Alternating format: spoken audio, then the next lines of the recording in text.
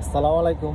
আপনি কি জানেন বিশ্বের অন্যতম সেরা অটোমোবাইল হুন্ডা শুরুটা হয়েছিল বারবার ব্যর্থতা আর দরিদ্রতার মধ্য দিয়ে।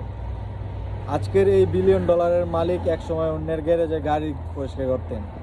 জাপানে অতি দরিদ্র পরিবারে জন্ম নেওয়া হিরো হুন্ডার পড়ার টেবিলে মন বসত না।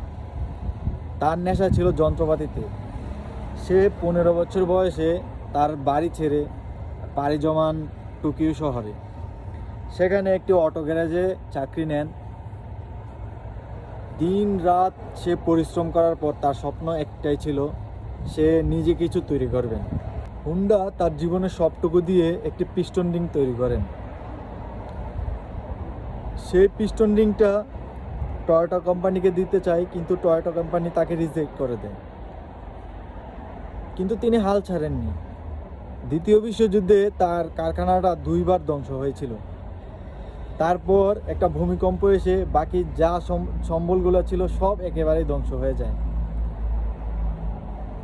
এখানে অন্য কেউ হলে একেবারে হাল ছেড়ে দিত, কিন্তু হুন্ডা ছিল অন্য ধাতুর গড়া।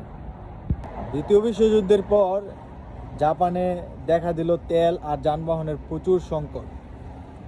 তারপর সে সাধারণ একটি সাইকেলের মধ্যে ছোট্ট একটি ইঞ্জিন জুড়ে দিল।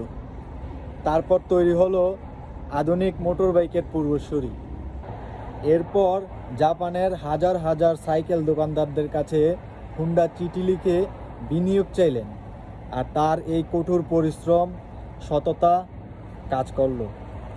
আজ হুন্ডা শুধু জাপানে নয়, সারা বিশ্বের আস্থার নাম।